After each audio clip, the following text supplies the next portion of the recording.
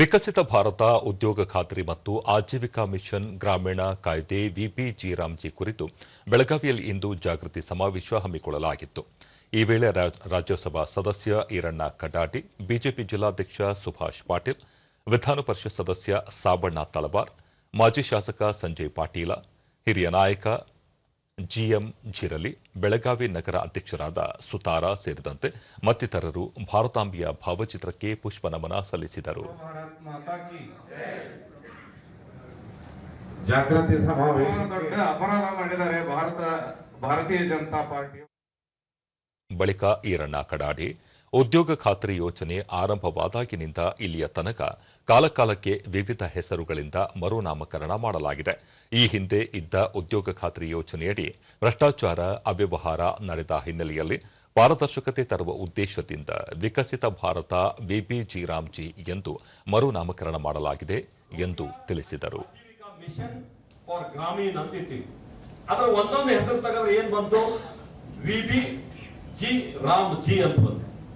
ರಾಮ ಅಂದ ಕೂಡಲೇ ಬೆಂಕಿ ಹಚ್ಬಿಡ್ತಾರ ಕಾಂಗ್ರೆಸ್ನವರು. ಅರೆ ಗಾಂಧಿ ಹೆಸರು ತಗೊಂಡು ರಾಮನ ಹೆಸರು ಇಟ್ಕೊಂಡ್ಬಿಟ್ರು, ಸ್ಕೀಮ್ ವಿರೋಧ ಆತಂತ ಹೇಳಿ ಅವ್ರಿಗೆ ಬೆಂಕಿ ಹಚ್ಬಿಡಿ. ಬಹುಶಃ ನನಗನಿಸ್ತದ ಮಹಾತ್ಮ ಗಾಂಧೀಜಿ ಇದ್ದಿದ್ರು ಸ್ವಾಗತ ಮಾಡ್ತಿದ್ರು. ಸಾಬಣ್ಣ ತಳವಾರ್, ಕಾಂಗ್ರೆಸ್ ಪಕ್ಷ ತನ್ನ ಅಸ್ತಿತ್ವಕ್ಕಾಗಿ ಜನರಲ್ಲಿ ಗೊಂದಲ ಮೂಡಿಸುವ ಪ್ರಯತ್ನ ನಡೆಸುತ್ತಿದೆ ಎಂದರು.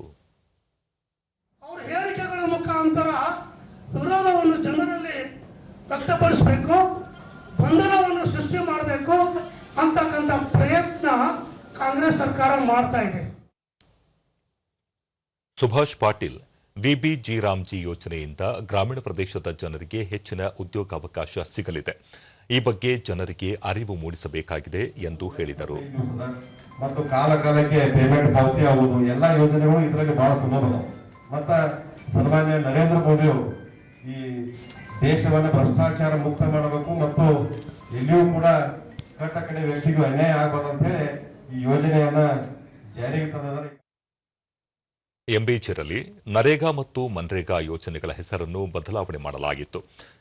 ಇದೀಗ ವಿಬಿಜಿ ರಾಮ್ಜಿ ಎಂದು ಹೆಸರು ಬದಲಾವಣೆ ಮಾಡುವ ಮೂಲಕ ಕಾರ್ಮಿಕರಿಗೆ ಹೆಚ್ಚಿನ ಅನುಕೂಲ ಕಲ್ಪಿಸಲು ಕೇಂದ್ರ ಸರ್ಕಾರ ಮುಂದಾಗಿದೆ ಎಂದರು.